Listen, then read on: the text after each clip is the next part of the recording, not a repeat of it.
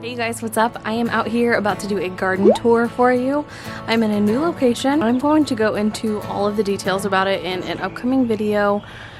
A lot has changed. I know I've been gone. I just have not been able to keep up with everything. It's just been physically impossible. So we are at a temporary location while we continue to look for a house and save money for that. So the good news is I had a container garden going. It wasn't like an in-ground garden where if I picked it up or tried to uproot anything, I would lose all of my progress. A lot of these plants have been growing since February, and that would have been a tragic waste of time to lose all my plants. So most of them survived, a few of them died on the way over.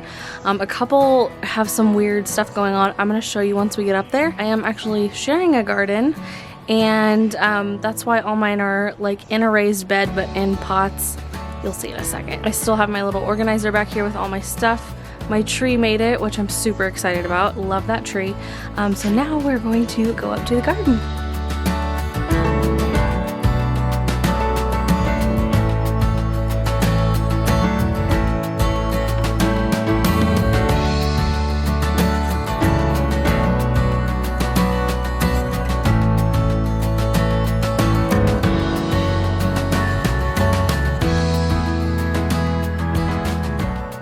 So on the way up, I have to tell you about the most tragic thing ever that happened yesterday, and it feels like a little bit of a risk doing what I'm doing, not watching where I'm walking. 2 days ago, I was out here and I was watering my plants, and I was out here walking. I had sandals on, but I stepped on a wasp on the instep of my foot. I'd never been stung by anything before. It was so freaking painful. I've literally never felt anything like that in my life. The wasp, I must have hit it just right because it got stuck in my shoe. So I was like stepping on its wing while it was stinging me. So I was like kicking off my shoe and it was just stuck, and it was so painful. Lacey was out here with me and she was like screaming because I was screaming and crying. It hurt so bad. So I probably traumatized her for life. I feel so bad. My foot is fine now. I don't think I'm allergic because it swelled up, but not like an allergic type of swelling. So I got a little bit lucky there, but oh my god, it hurt like you would not believe. So anyway, I'm gonna show you my little garden now. Okay, so this is kind of an interesting setup here. Like I said, I'm sharing. This is my dad's garden. This is my garden. So I brought these little railing planters over. This one is so amazing. This one turned out beautiful. I needed to water it today, but I didn't because it was supposed to rain this afternoon and it didn't. So these are not looking very happy. These, I guess, are fine. I don't know. So anyway, I love the way this turned out. I love the white and the yellow with the blue. And then again, these are looking a little sad because they need a drink. But I think this is called Dusty Miller. Put another little railing planter right here. This one did not do the things that I was hoping it would do. And that's just kind of part of gardening. It's so much trial and error. It's not even funny. Like last year, I feel like was the year that I learned everything that I know to do correctly this year. I had a lot of fails last year. I almost killed a tomato plant. I thankfully was able to save it. I was growing everything in way too small of containers, so I fixed that this year. And then I figured out what things kind of like to be planted together, and last year I had no idea. I was just winging it. So I'm doing a lot better already this year than I was last year. But again, there's still gonna be fails like every single time you garden. I wanted to have some really beautiful like calendula here. That's what these yellow things are. None of them are in bloom right now. I'm just letting them dry up so I can save the seeds and try again next year in a bigger container, probably not planted with anything else. These little things are so beautiful. I love the color, but it's weird. It's like one side will be doing good and the other side will look like this. They're never doing good at the same time. And then I had a spare oregano plant that I just put in the middle. So these things were not happy living in the same container at all.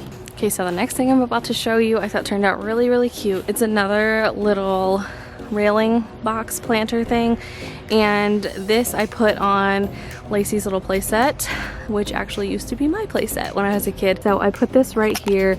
Here's a big slide. It's a little bit dirty right now. It's been raining a lot, but here is the planter, and in here I just have some nasturtiums. These are edible flowers. You can eat the leaves. They're kind of spicy, like a radish green or something like that. Look how stunning the flowers are. They're just so beautiful. So I really enjoy those. I have some rosemary here in the center. And I put that there because last year I had a really good experience with this and lots of sun and heat. This gets west facing sun in the afternoon, really direct, really hot. So the Nasturtiums, they have some weird little blotchiness on the leaves right now. I'm not exactly sure what that is. Probably some type of bug if I had to guess. But the Rosemary is doing really great, and the Nasturtiums are just so beautiful. I believe these are like jewel orange variety. Anything I can't remember, I'll try to pop up on the screen, but really enjoying these here. So here's the other side of the garden. I'm not gonna really go too much into this because this is not, I haven't done any of this. A lot of the plants that are planted on this side, I grew from seed myself and gave them to my dad. He's taking care of this side. I'm taking care of my side and my stuff. So I'm not really gonna ever spend a whole lot of time over here. I'm gonna just mainly focus on my stuff on the other side. I do see one of his plants that needs to be kind of popped back through this little tomato cage here. So when I see stuff like that, I come out and help. But yeah, this is his side and this is my side. So I am going to start right here. Since I'm inside, they have this little gate up to protect from bunny rabbits and stuff. So anyway, they do have a fenced yard, but we do get bunnies and squirrels and stuff, so that kind of helps with that. So starting over here, this one has been a very slow grower. I'm not sure if I'm doing something wrong or if this is just a slow growing plant, but this here is, I believe, a Parisian pickling cucumber. Yeah, so that's what that is. Very small so far. I don't know if I'm gonna leave this here because this is vining. I might put it over where my watermelon is, and I'll show you where that is here in a minute. Everything I have planted in a 10-gallon grow bag. I will link everything I'm using in the description box below. A lot of this I just got on Amazon, so these grow bags are wonderful. I had the best luck with them last year. I used a mix of plastic containers, terracotta pots, and grow bags last year to see what worked the best, and by far the grow bags worked the best. So that's just what I put mostly everything in this year. I had to stick a few things in terracotta in plastic just because I literally couldn't afford to continue buying the grow bags. But like I said, all of these are 10-gallon unless I say otherwise. I have a couple peppers and a small determinate tomato in a 5-gallon, but otherwise they're 10. Moving right along here. This needs to move. These are like tomato cages that bit the dust and I keep stepping on them. Okay, right here I have a Desi Squash. A lot of my seeds I've gotten from Baker Creek. My mom recommended them to me forever ago, and I guess the place is only about 3 hours from where we live, so she like knows all about them. When I got into this, I started shopping at Baker Creek. They've got a ton of unique varieties, so a lot of the seeds, that's where they're from. I'll try and put a list of what I'm growing in the description box as well. But we do have a couple baby squashes. That little thing right here will be the squash, and that is the blossom that gets pollinated by bees, hopefully. And they will continue to grow. I see another little one down in here. When it comes to squash, you have a male flower and a female flower. The female flower has the fruit attached to it at the bottom and then the blossom at the top. The male flower, which contains the pollen to pollinate the female flower, is just kind of on its own stem. It doesn't have a fruit at the bottom. When you see those little baby fruits on the bottom, it gets so exciting. I had horrible luck with squash last year.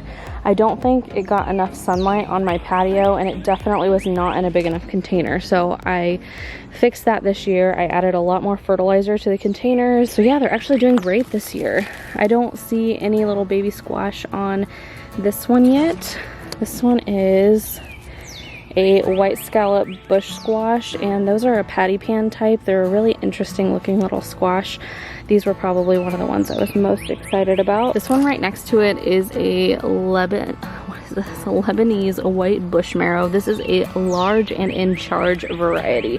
This morning I saw some little baby squash on this, and I think I posted about it on my Instagram stories this morning. So if you're not following me there, I'll give random little updates on my plants on Instagram. So I'll have both of them. I have a makeup account and just like a family Finsta account, so I'll link both of them if you guys want to give me a follow. But yeah, these are what the male flowers look like. See how they're just on this stem here? And then when you have an actual squash forming, it looks like that. The flower's quite a bit smaller, and you can tell that that's a fruit on the stem, not just like you can see the difference between how that looks and how that looks. It's a little bit more hairy and a different texture, different color. So anyway, squash notoriously grow very fast, so I'm hoping to have some of those very soon.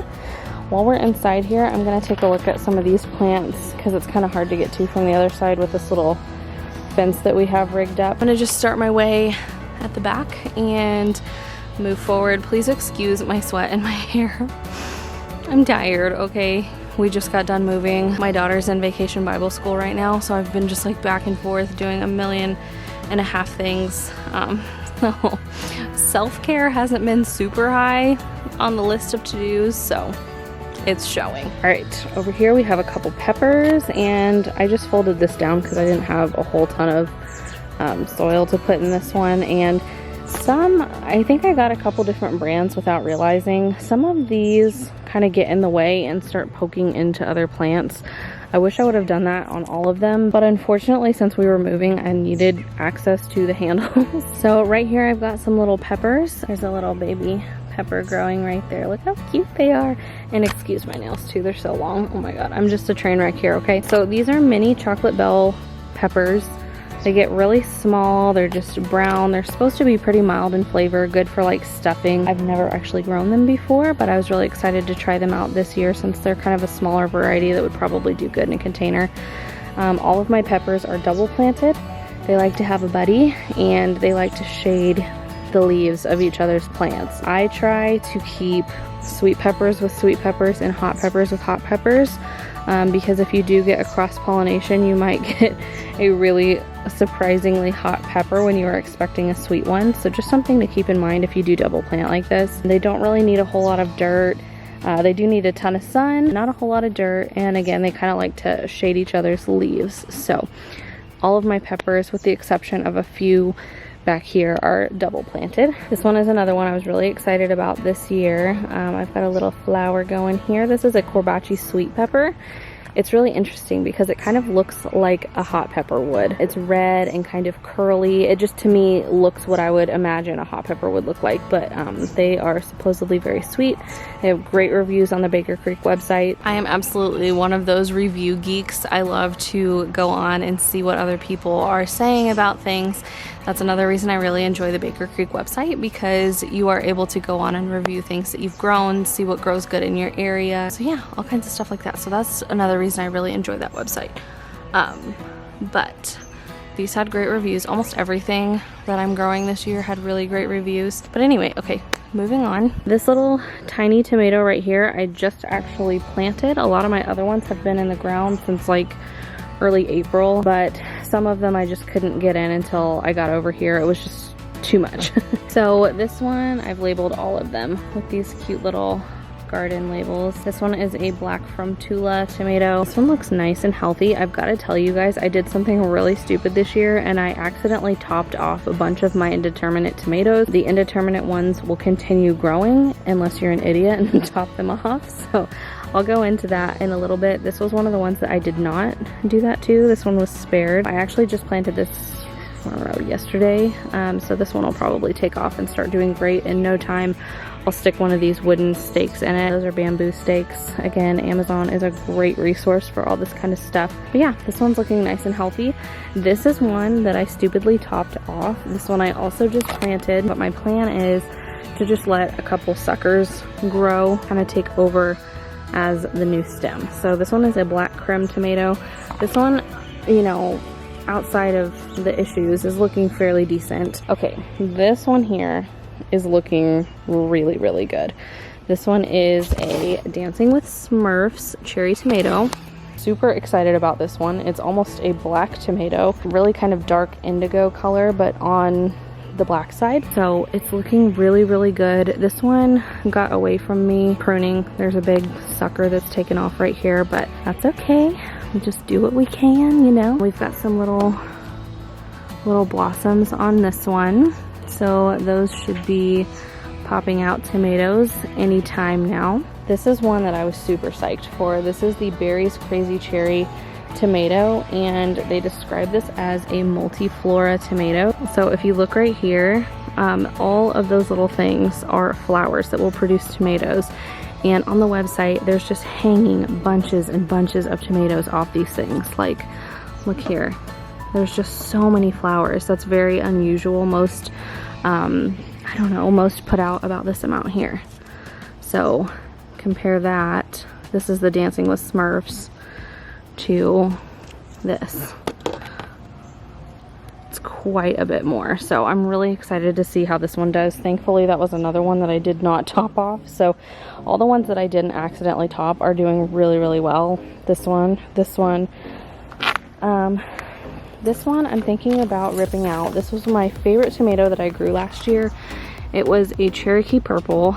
Mine is not doing great. This is one I topped off. So you can see the sucker, which if you're not familiar what a sucker is, let me find one.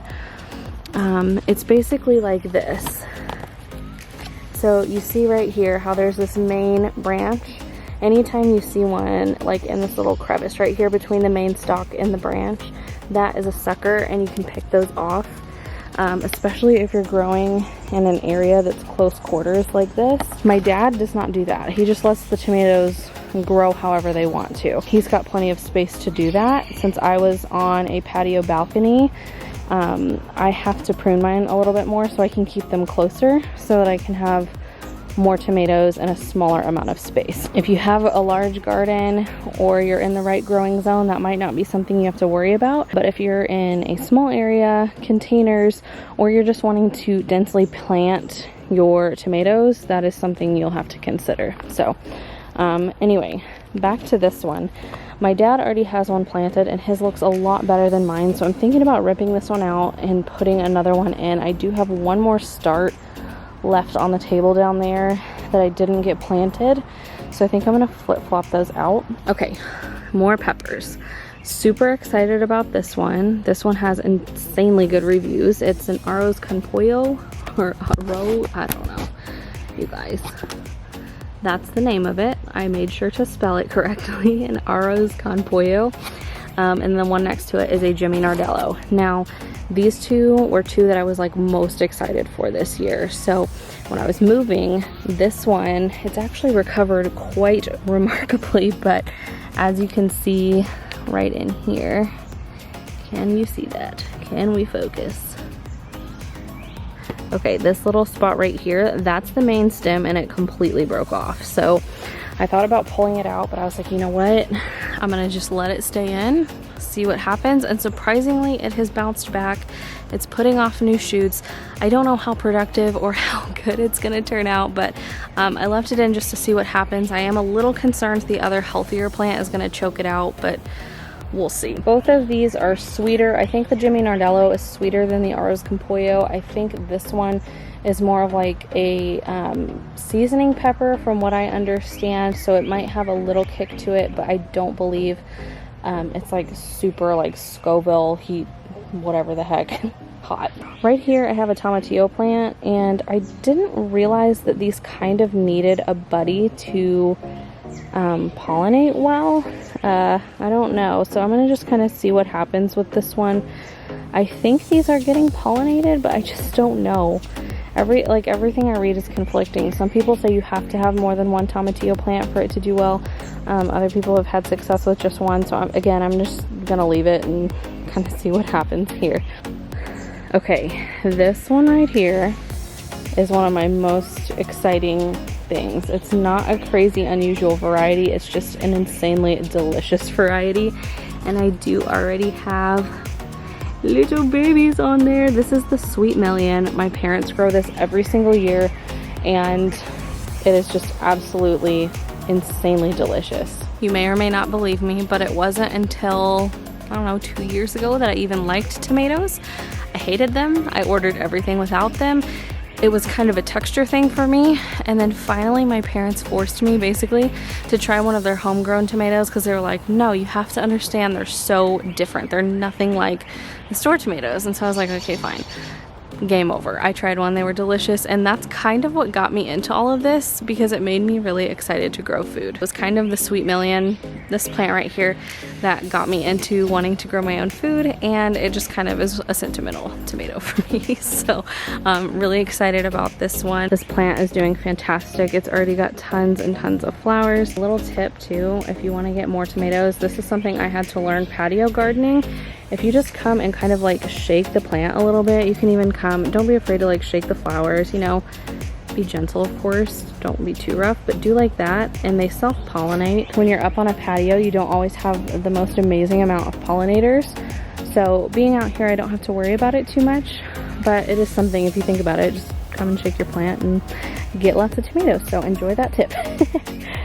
This one I'm also very excited about. I did not have success with this last year. I was in way too small of a pot. I was just kind of seeing what I could get away with, and it didn't work. So this is my Keuka Melon plant, and it looks like I do have some little bugs trying to wreak havoc on this plant. So I'm probably gonna have to come out and spray with some neem oil or something, but this is a Keuka Melon. It's a Mexican sour gherkin. They're cucumbers, or in the cucumber family, but they look like little miniature watermelons. So I'm super excited about these. I put these in the corner here so they could kind of trellis onto this little fencing. Yeah, I don't think I have any like little baby fruit or anything just yet. This is really just kind of getting started here. But so far it's doing great. This is a 5-gallon container. Last year I had it in a 1-gallon container. I don't know what I was expecting, but you know. Oh my gosh, actually, I found a little baby. I don't know if my camera is gonna pick this up because I'm like, look, it's like I need a macro lens or something, but there is actually a little baby. So really excited about that. I think the other reason I didn't have luck last year is because I was up on a balcony and I had hardly any pollinators. I tried to put as many flowers up there as I could to kind of like encourage them to come up. But these flowers are so insanely small that, you know, big bees or whatever, I don't know if they can get in there or not. Like realistically, it doesn't make sense to me that they could, but I think that was another thing working against me, is that I was like on a 2nd story balcony. The point is, more pollinators this year because I'm just kind of out in a yard, and much more appropriately sized container, way more sunlight, so I'm fingers crossed things will go better this year. Okay, this one, I'm super bummed about this plant. This is supposed to be a Black Beauty tomato by Wild-Boar Farms. They sell their seeds through Baker Creek. You can also visit their regular website. This is like a black tomato, and I was super excited about it, but I don't know what happened. Like, I don't know if you guys can tell what's happening here, but I think this tomato is like diseased, because all of the leaves are curled like that. It is putting off flowers in here, so I don't know what's going on. A lot of my plants got wind damage because we had tornadoes and crazy storms and like all kinds of stuff happening. Sorry, a bee just landed on my neon shirt. A lot of my plants did get wind damage, but a lot of them recovered. So like this plant right next to it, some curly leaves in here, but the rest of them bounced back. So I don't know what's gonna happen. This is one of those ones that I don't want to rip it out just yet because I was super excited about this tomato, but the leaves just don't look very promising. So I'm gonna just, I don't know, we'll see. So the one next to it, I was really excited about as well. I love yellow tomatoes, and these had incredible reviews. Okay, my camera died, and I don't know where my charging pack is yet because I'm still unpacking stuff, so the rest of this is going to be an iPhone video. Sorry. What I was saying about this tomato, it had incredible reviews on the Baker Creek website. I was going to grow Kellogg's breakfast tomatoes because one of the gardening channels I really like to watch is Callie Kim, and she just raves about the Kellogg's breakfast tomatoes. So I have seeds for that. I wanted to grow it, and then I started reading reviews on this one, and everybody is like, this one is like a Kellogg's breakfast but even better. So this one is a Dr. Wyche's Wyche, I don't know, jury's out on how to say that. But look at these massive blooms. I can't tell if these are fasciated blossoms, meaning more than one flower kind of fused together, or if these are just big honkin' tomatoes, because they all are like that, which is really interesting. So I don't know. I might get some monster tomatoes off of this. So excited about that one. Lots of flowers popping up already. So we will see what happens. This next one is a Paul Robeson tomato. Very excited about this one too. It has great reviews. Like I said, one of my favorites last year was the Cherokee Purple. This is another one that's like, everyone's saying it's like a Cherokee Purple, but better. So this plant was another one I accidentally topped off. This one's doing a lot better though. I don't know, but look at all these flowers right here. Like, hello, that's amazing. None of them have opened yet, but we shall see. There's some more over here. So very excited about that one. It's kind of a dark, like burgundy red, purple type tomato. And then this is another one that I was super excited for. This one is a Lucid Gem Tomato. I got the seeds from Baker Creek. These just were probably the most interesting looking tomato that I found on the website. They were like red and orange and yellow all in one, kind of like globby tie-dye. I don't know how to explain it. I can't wait to get one so I can show you guys. It's truly amazing. So this one, again, not one that got topped. It's doing amazing. I don't see any flowers on. Oh, yes, I do. There's flowers over here. So very excited about this. This little buddy is super dry. The leaves are curling up. And again, I was gonna come out and water today before I filmed this video, but it was supposed to rain, so I just held off, and now all my plants are looking a little bit sad. This is an Abe Lincoln tomato. This, from my understanding, is one of the biggest tomatoes there is, or can potentially grow one of the largest tomatoes. It's just a classic red beefsteak type, so super excited about that. These in the middle are gonna be a little bit harder for me to show. That one right here is a honey drop cherry. Last year, my favorite cherry that I grew was a sun gold, and all the reviews that I read on this one said it's like a sun gold, but even better. I've already got flowers here. It looks like a little tomato coming on back there. Can you see it? Oh, so cute. And then massive amounts of flowers up here. That one looks like it's going to be super productive, which is super exciting. And down in here we have a blue cream berries tomato. Again, another one that was rave reviewed. I've got some flowers on it, doing really good. Right next door to him, I believe this is a blue goldberry. Oh my gosh, I don't know how that got so bent. Yeah, blue goldberry tomato. That one is a little baby. I just planted that from a little plant start like 2 days ago, and I pulled something else out that my dad also had. I think it was a Castelluto Genovese. My dad had one that looked a lot better than mine. His was already flowering. Mine had been accidentally topped, so we'll see what that one does. I'm hoping these littler ones get enough light because they're kind of in the center. I don't know if that's the greatest idea in the world, but somebody's dog is trying to get their attention. Okay, right here, this is another one I was super excited about. It's a brand new variety. It's called a Jalapeno Pepper, which is a jalapeno that is heatless, which is super exciting because I love the taste of jalapenos, but I don't always love the heat. So super excited to try that one. Right next door, we do have a very hot pepper though. We've got a Tabasco pepper right next door. These are in 5-gallon containers. As you can see, they are substantially smaller than the other ones. You don't want to put an indeterminate tomato in a 5-gallon bucket. A determinate variety like this one, that's a tiny Tim, it'll do just fine. But some of these big ones, take it from me, I tried it, it does not work.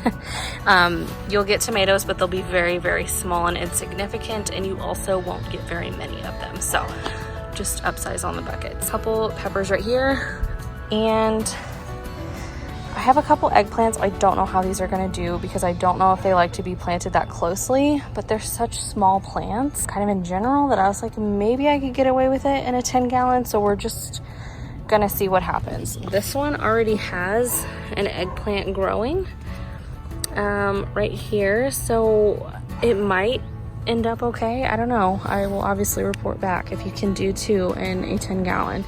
We've got some flowers here. That is a full-size variety. It's a white eggplant called a snowy eggplant.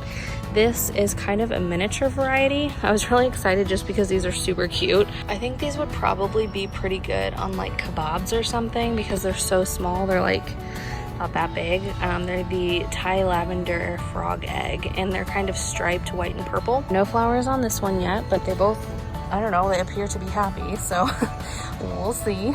This is one of my hot peppers. This is a Sugar Rush Cream. Not a lot happening here. The plant's growing, looks happy. I'm not sure why some of the leaves are curled like this, but the rest of the plant looks happy. This is my Tiny Tim. It is a determinate cherry variety. So if you don't know what I'm talking about, a determinate plant grows to a certain height, a set amount of blossoms, set amount of fruit, ripens them all, then dies.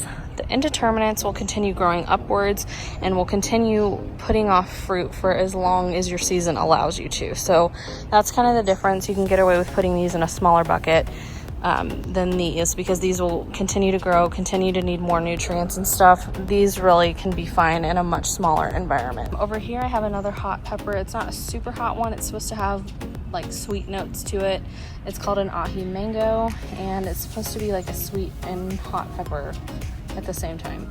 Same with this one, same with this one. This one I was really excited about just because it's actually a really beautiful plant. It's called a Sugar Rush Peach. Again, Baker Creek seeds, just a beautiful plant. It's a newer variety to their website, I believe. So yeah, there's that. Over here is my strawberry plant, and I've got a really nice looking bunch right here. So I'm very excited about these, even though I cannot eat them. Not sure if you guys know this, but I am highly allergic to strawberries. Not a fun thing at all to be allergic to.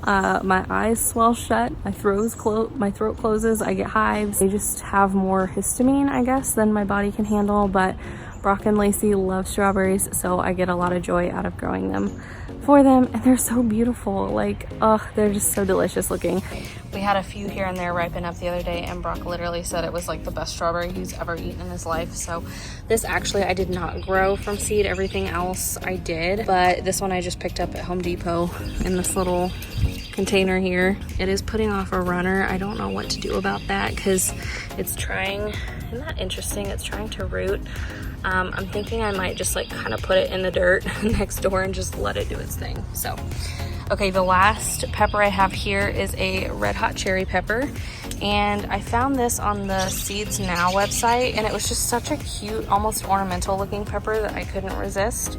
So really excited about that one. I want to say that's maybe like a 3-gallon pot or something like that. I'm not growing anything crazy hot because I don't enjoy crazy hot. I do like a little heat, but nothing too crazy. I love sriracha sauce. I'll put that on anything and everything. That's about the level of heat that I'm comfortable with. So I don't get into anything crazier than that. Some of them look super cool. Like I've seen scorpion peppers or like Carolina Reaper type peppers, and those look really cool, but that would be about it. No one here would even consider eating or using a pepper that hot. Okay, I have this one over here so it can ramble. There's obviously not room in the other area. So I have this one over here. This is the Moon and Stars watermelon. I couldn't get over how beautiful the leaves were, and the melons are just insane. I have this over here. Oh, look at that. Is that just leaves or is that flowers? I can't tell. Anyway, I have this in a 10-gallon grow bucket. I'm not sure if that's gonna be substantial enough, but again, I'll keep you updated. I've seen some people say they're fine just as long as you use a liquid fertilizer really regularly.